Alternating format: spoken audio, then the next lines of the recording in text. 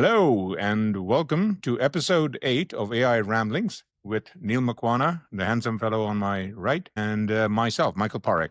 We've got a lot to talk about today, and I think one of the things I just want to introduce you all, we're going to add a couple of features to the show in addition to our regular thing that we do, which is talk about one or two key issues that are notable in this AI wave that we're experiencing from a generational point of view. Neil, of course, representing Gen Z, me a little bit older. And so, but one of the main features we thought we'd also add this show is a punchy news item of the week. There's so much going on in AI land. And so we thought we'd add that as a feature.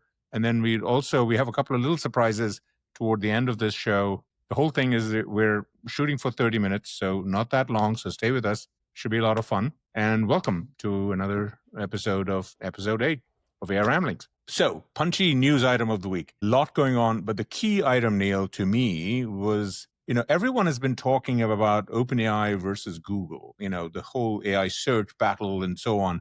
And all of a sudden, out of nowhere, there's a new player on the battlefield that just kind of showed itself up. And specifically, I'm talking about Meta, which is the other Mag 7 founder, CEO, Mark Zuckerberg, is coming into the ring with his mitts on, etc. And the whole thing came to a head on two fronts this week. Number one, Sam Altman did a podcast, which we'll put the links up in the show notes, with his baby brother, Jack, who is a very accomplished VC, very successful. And they had a very candid show, and Sam let out that Meta has been aggressively recruiting OpenAI senior researchers. And as you all know, this is the big battle. AI talent is the short input for all these companies. It's something that I did a big post on it yesterday, post number 755. We'll have a link. So a lot of detail on this. This has been going on for a long time. And all of these companies are spending billions of dollars in what are called acqui-hires, buying the talent, etc. But Zuckerberg is going a little bit extra. Sam let out that Zuckerberg has been trying to recruit some of the top people from OpenAI for signing bonuses of 100 million or more, I misspoke, because he's also spending close to 70 billion on infrastructure, separate story, also a lot of posts. But 100 million sign-up bonuses plus almost equivalent amount of annual compensation. So the AI talent race is going white hot, and Zuckerberg and Sam Altman are in it directly. This means big implications for Elon with his XAI Grok ambitions. And he was just in the news also this week, wanting to raise more billions of dollars of equity and debt to fund his beefing up of his large language model AI empire. Google, of course, has been very aggressive. We talked about Sundar and so on earlier in the earlier shows, etc. So the whole environment is getting very competitive. And on top of that, Meta also announced a big deal to buy Scale AI for $15 billion, only 49% interest, and literally brought the founder CEO, Alexander Wang, who's 28 years old, but he's now going to be part of Zuckerberg's AI brain trust, what he calls the M team, the management team. And the reason all of this is important is Zuckerberg is playing a different chess game here. And I just want to underline this. We'll have a lot more to talk about and write about and discuss in future shows of this show and on the Substack as well. But Zuckerberg is putting his foot on the gas in terms of global competition, because it's in the news that he's in the process of buying out two of the top VCs who were co-founders of GitHub and bringing them on board also as part of the M team, presumably for billions of dollars if that purchase goes through. So Zuckerberg is really amping up in the AI wave. And this, I think, is one of the punchiest news of the week, because it means OpenAI is now fighting two battles. One is obviously with Google on this side and Meta on the other side. Obviously, OpenAI is in pole position, huge innovation products, one of the best companies, I think, aggressively doing both AI research and productizing it. In fact, they hired the CEO of Instagram as the CEO of applications. So OpenAI is literally building half a dozen world-class companies within the same company. And that's something extraordinary to watch, very unique in all the tech waves I've followed for 30 years. But we are seeing something interesting going on. And so I wanted to highlight that as the news of the week. And Neil, what do you think? Yeah, I mean, I know you highlighted this in your posts, and we'll have it linked below. But I think the most attractive part of Meta in this whole race is the whole open source nature of their approach. I mean, this is kind of what's drawing a lot of with Llama. the researchers and whatnot. Yeah, exactly. So I mean, it'll be fascinating to see what the next steps are here and how kind of this. I mean, ultimately, I believe obviously, and I'm sure we've talked about this a couple of times, but open source is the best way to kind of handle these models because it really puts the power. I mean, we saw that at Apple just last week and with their WWDC announcements announced that they'd be making their all of the Apple Intelligence frameworks open source, and this is the best way to involve developers and really build a lot of public trust in what's going on, and also just kind of get this into the hands of the people that can really make big steps in innovation. So it'll be really cool to see what happens. And yeah, do you have something to say? Let me ask you, Neil, your generation, again, I hate to stereotype it at a wide level. Meta has over 3 billion people on 3 key properties: Facebook, Instagram, WhatsApp. Messenger is the 4th one, which is also very big.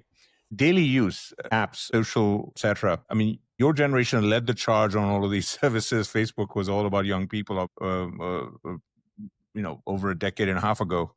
On your daily radar for your circle, is it these Meta services? Is it other services? I know Snapchat was big for a while. Give us a sense of, but the reason I ask is because Zuckerberg is putting Meta AI as his chat GPT as the core piece in all of this. And so one of the secondary questions there is, do you use Meta AI in addition to ChatGPT or some of these other things? Exactly. I mean, I think this is a really interesting conversation because it builds off of, and I know we're going to touch on this again in a bit here, but this whole idea of what it means to be an AI product and how companies like the browser company with their new offering of Dia have kind of changed have kind of changed this whole idea of adding AI to a current platform that we use. I think the issue with things like Meta AI and how it's kind of been added to Facebook and Instagram and whatnot is it feels very bolted on the side. It doesn't feel as deeply integrated with the actual user experience, which is why a lot of people I think don't end up you're on social media to use it as a social media platform. I don't think I haven't heard of a single person, at least in my circle, that has used Meta AI while they've been on Instagram, just because it's not what you're there for. I think unless they find a way to weave it into the core functionality of the app, potentially, as a method of being able to search for things. I know we're also going to touch on this whole idea of searching for content in a world where content is abundant. And I don't think that's prevalent anywhere more than on social media. I mean, there's so much stuff being uploaded and posted every minute. And I think a really cool way for them to potentially integrate it would be as a method of search, because I think people would love to be able to search using just natural language and not focus on, what we've been used to in the world of SEOs where we have to look for keywords and whatnot. Just being able to casually search what are the best restaurants in Austin, if you're on Facebook or on Instagram, and not having to optimize your search for the old way of thinking.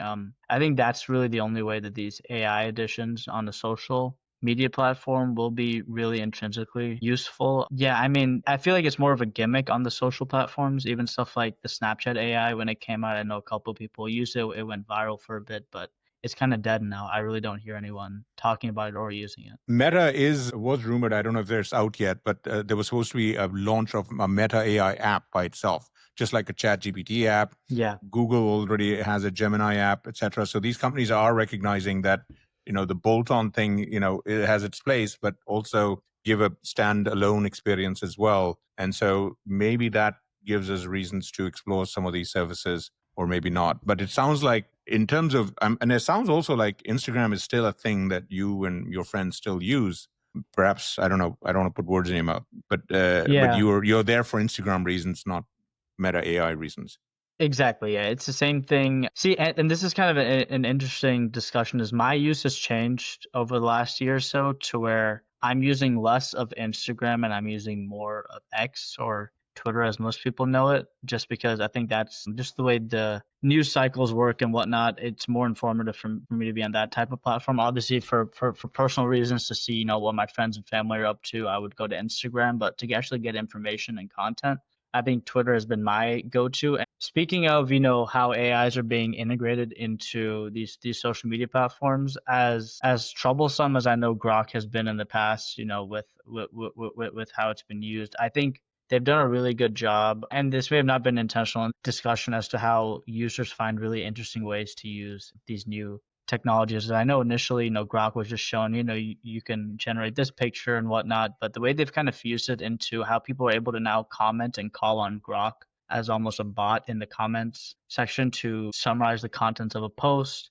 or quickly try and fact check something. Obviously, I know there's a lot of bias involved with all that, especially politically with Grok and whatnot. But to use Grok as this kind of agent to rely on while you're on a social media platform to help summarize a post, to help get insights on a topic, that's something that Instagram and, at least from my use, has not done a good job of. So yeah, I guess from an AI on social media point of view, I think Grok probably leads it in terms of how it's actually been integrated into how most people use the app. Because now, whenever I look at a tweet and I go to a comment section, the main thing I see is, the at Grok.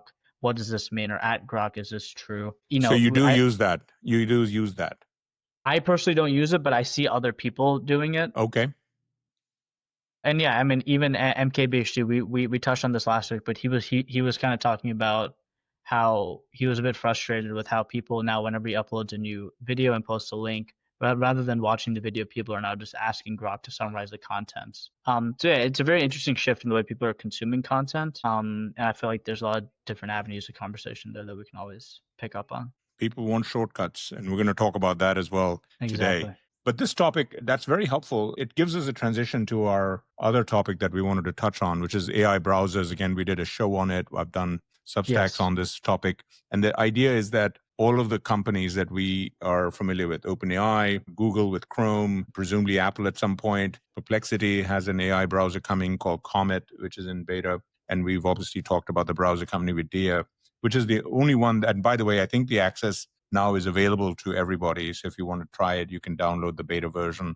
We'll put the link up on the in the show notes. But I thought it'd be useful, Neil, I tried to use it a little bit, and I'll talk about my experience a little bit. But I think you had some very interesting use cases, which I think would be interesting to go through. Yeah, I mean, I think one fun thing about doing this podcast, especially with new platforms like this, every week that I use it, I find, new ways to interact with it. And one thing I guess I wanted to show, I can go ahead and pull up the screen here, is, obviously there's always intended use cases of these platforms, and then there are creative ways you come up with.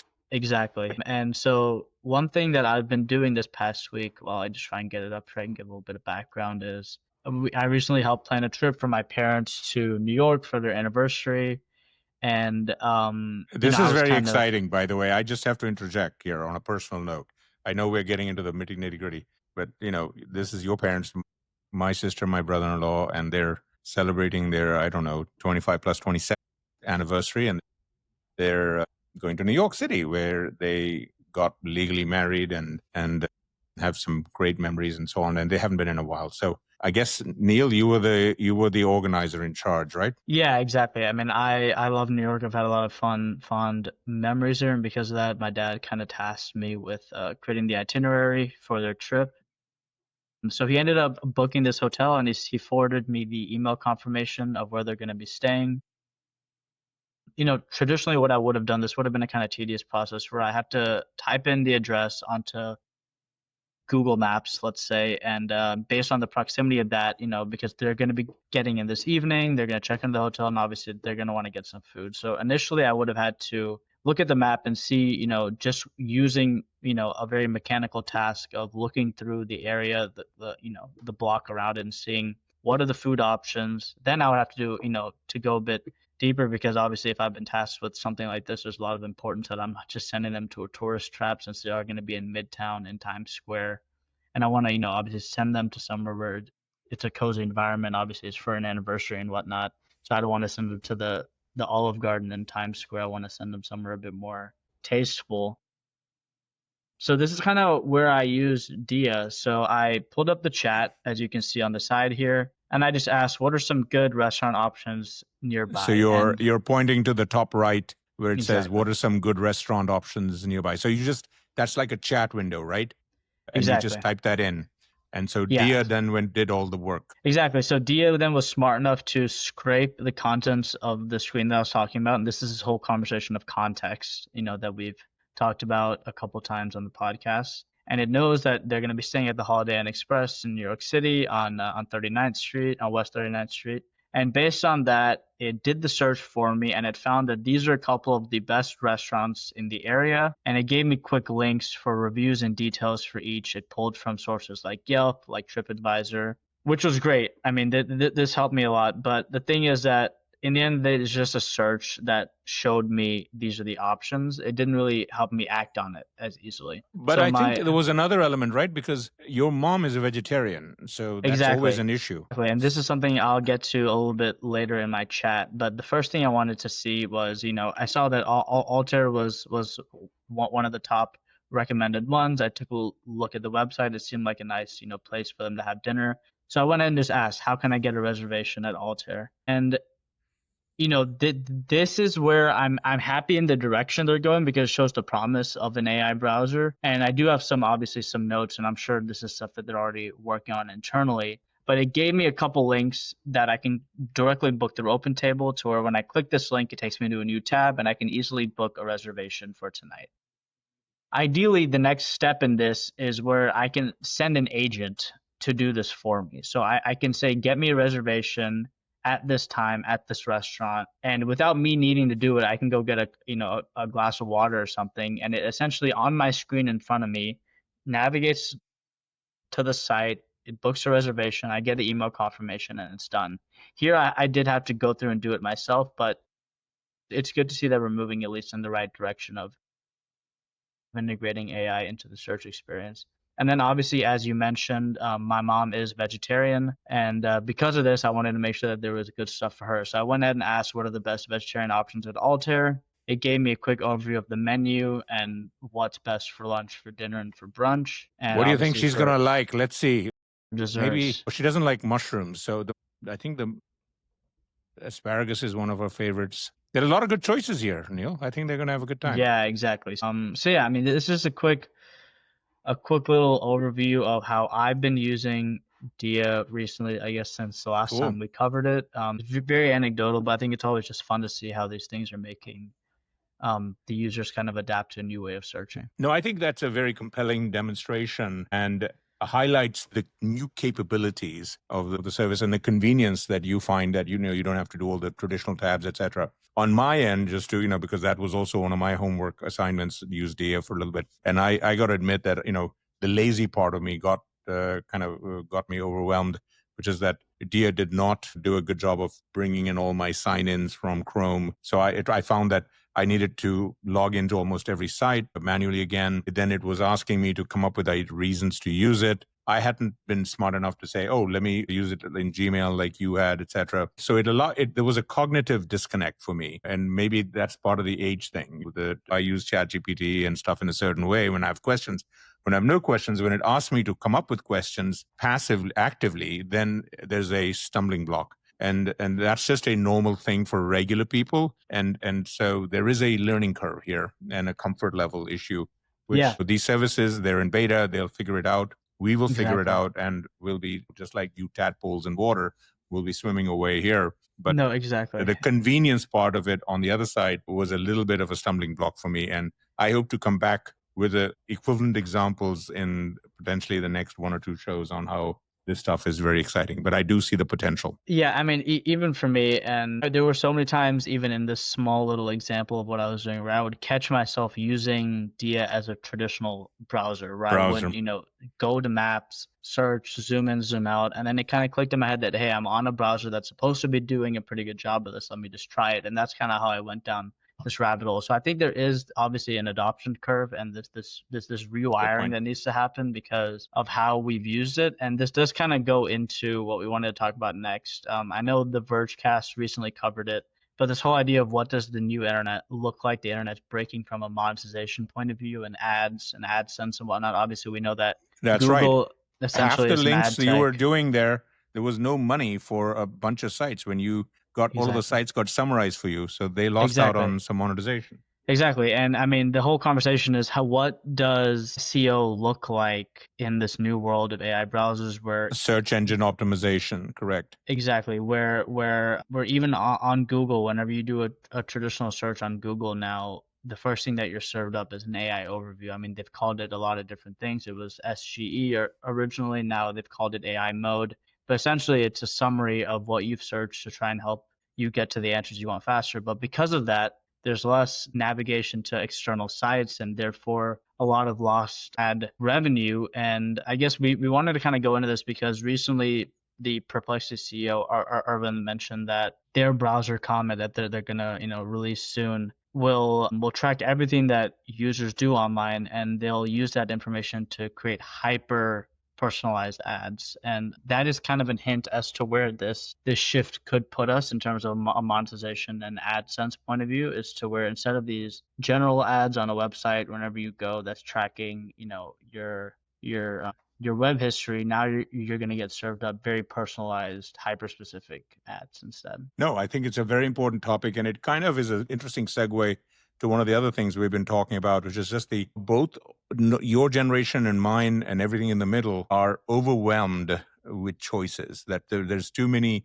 There's an abundance of things: content, TV, music, movies, every podcast. Oh my God, there's so many amazing podcasts to watch and listen to, etc. And how do we deal with the tyranny of choice? I bring this up because it's become a bit of a mental health issue that all our generations, our attention is getting attenuated. We gravitate toward the shorter pieces of content. We're very much into the doom scrolling, etc. And your generation, I've always been impressed. They're generally been very proactive on better health. I mean, you guys, both men and women in your generation eat better than we did at your age. You guys work out better. You guys drink less. You guys, and especially the young men, they take care of their skin and so on, etc. Yeah. But it's so I'd be curious, how are you dealing with this Yeah, I in terms of mean, your observations yeah, about this it's tyranny of abundance and honing your attention? exactly. I mean, it's a trend that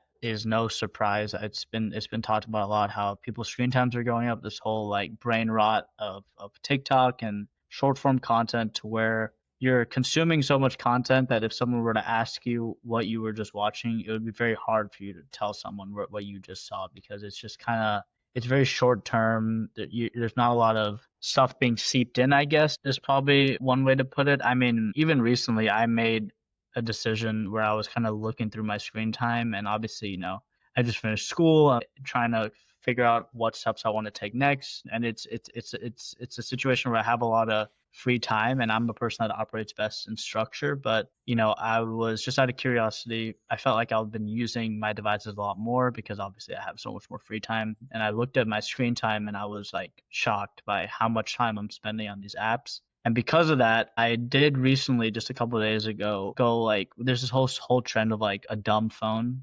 These phones Correct. where just devoid of color, and it's a very analog device where all you can do is just have a phone call.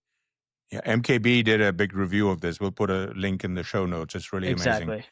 Yeah, dumb I phones. personally think those are maybe a bit too extreme, but there obviously is a way to turn, your regular smartphone into one of those. And what I did is I deleted basically every single app other than the stock apps that exist on my phone, just so that I don't have this like dependency or crutch on, if I'm bored or in between tasks, I don't open up, TikTok and whatnot. I know some people take a bit more of a drastic step where they actually delete their accounts or they just completely go dark on everything. I'm treating it more as on my phone. I just use it for phone stuff. And if I do want to check social media and stuff, because I do think that it's hard in the current environment to completely disconnect from a social point of view, because you may get into these scenarios where you're meeting up with people in person and you might just be behind on certain points of conversation because you're not aware of what's happening right now. And because of social media being such a way for people to get their news and topics of conversation, So what I chose to do is just use social media like how I use email on my computer. So whenever I do want to check it, I just log in, I check it, and then I move Perfect. on. And it's because I'm not always by my laptop. That'll obviously limit me. I know, some people I've heard even do the step of only putting social media on their iPad because there's this like societal thing if you don't want to be seen in public holding an iPad. And if you have all your social media on an iPad, it would force you to kind of walk around with one of those. So it's just small ways to kind of rewire your habits, I guess, and make better use of your time. So that's something I did recently.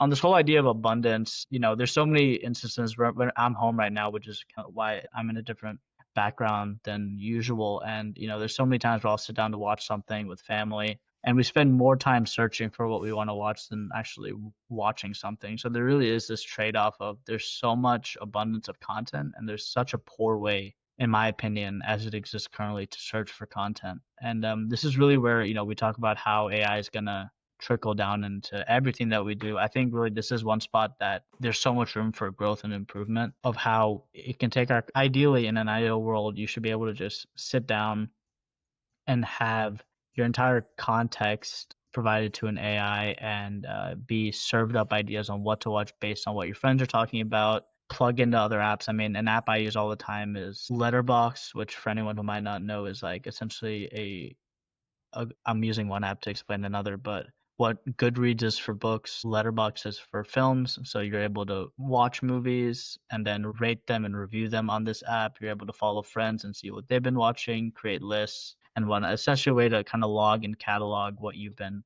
watching, what you're interested in. The issue is that all these apps are very fragmented. There's Letterboxd, there's Goodreads, there's this new app that a couple of friends of mine have been using called Belly, Beli, where you use it to log places that you've eaten food at, so restaurants, food trucks, stuff like that. But it's very fragmented. So it would be interesting to see if there's any way in the future to kind of tie all these services together and create a personal profile or a context on what you like. And based on that, be able to get kind of better recommendations served up to you than kind of what traditionally exists right now. Well, presumably that's an opportunity for the chat GPTs and the Geminis.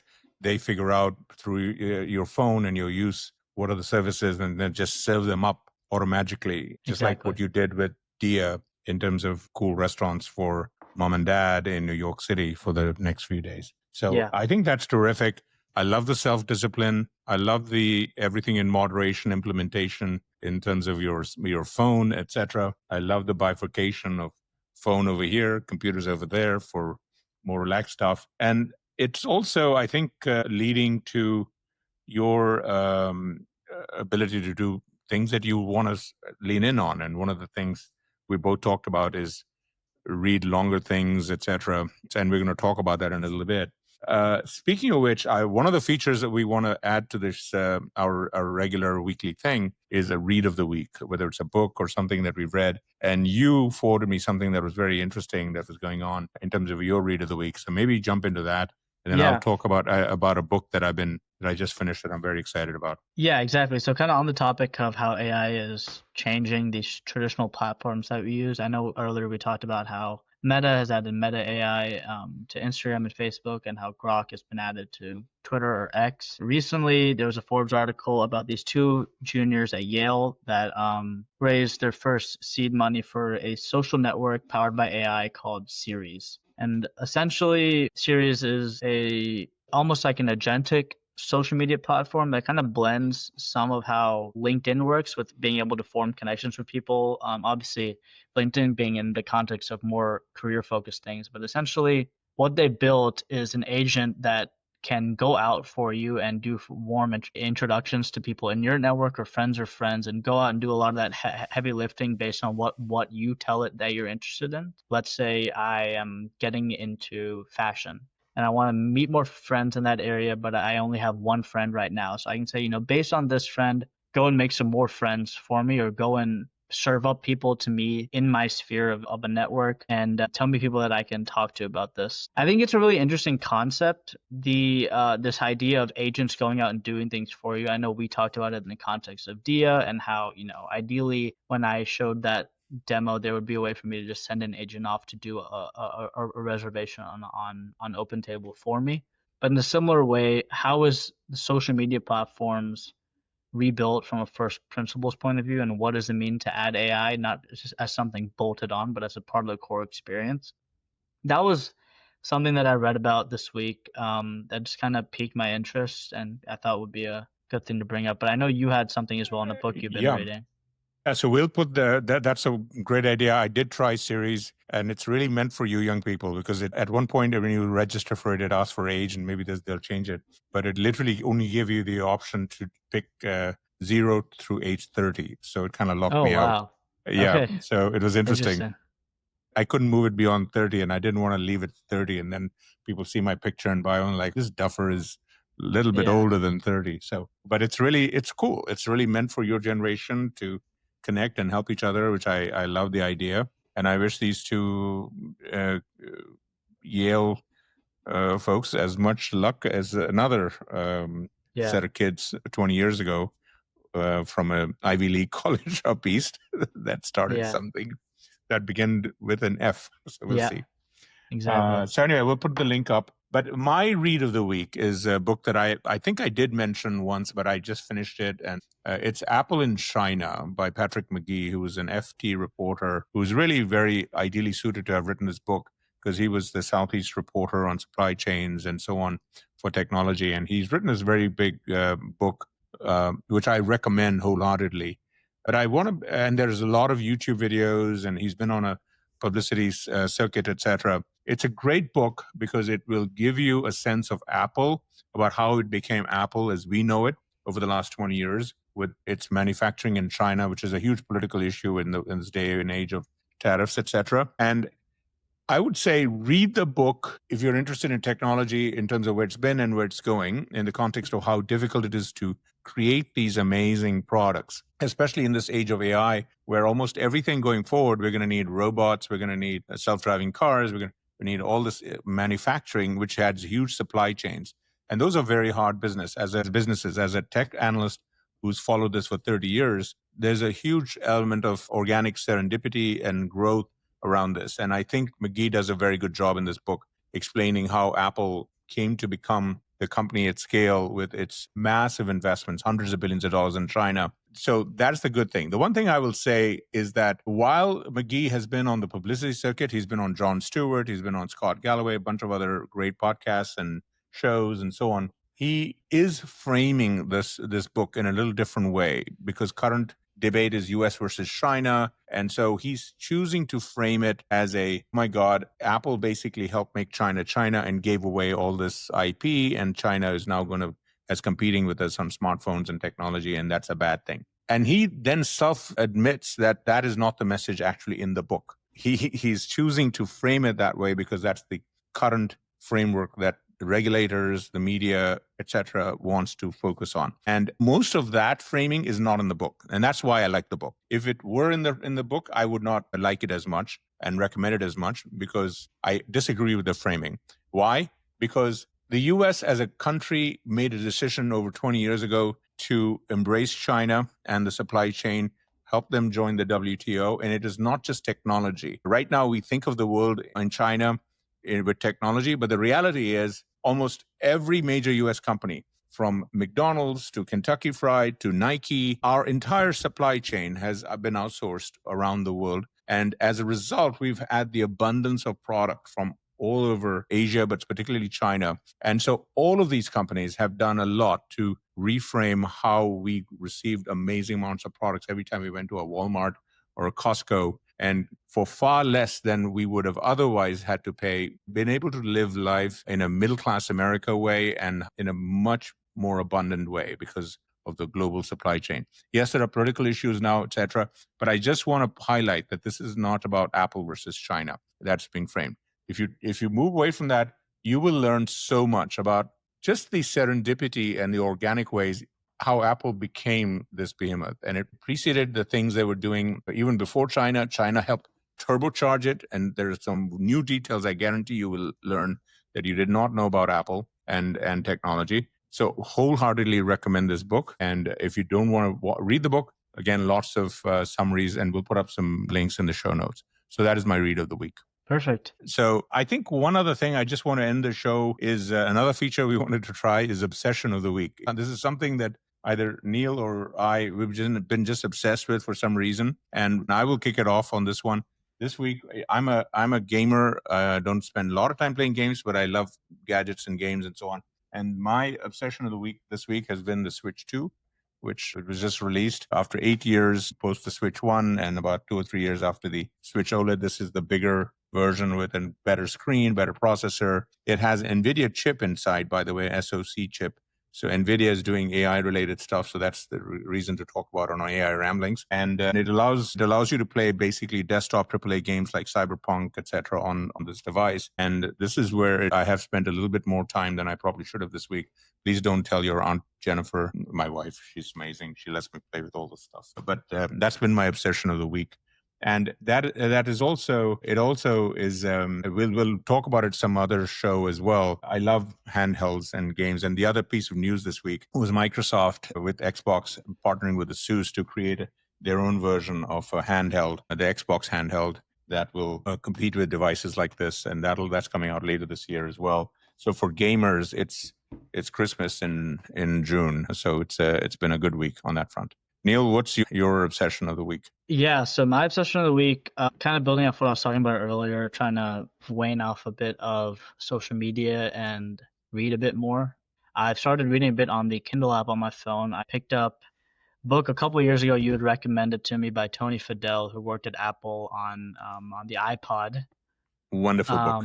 You'll love Exactly. The book I believe is called Build, and it's kind of just outlining his journey both at Apple and then just career wise. So I've started that, but to kind of get myself off of the screen, not going the full dumb phone approach, but I did want to get a Kindle, which is something I hadn't really messed with a lot before because screen quality, this and that. But the issue I'd find a lot reading on my devices is that I'm constantly plagued by distractions, text messages, and stuff coming through. So I wanted a way to just kind of fully shut off. And I ended up buying a Kindle Basic recently, and it's been delivered to Austin. So whenever I go back, I'll have to give a review of it next week after I've had some time to use it.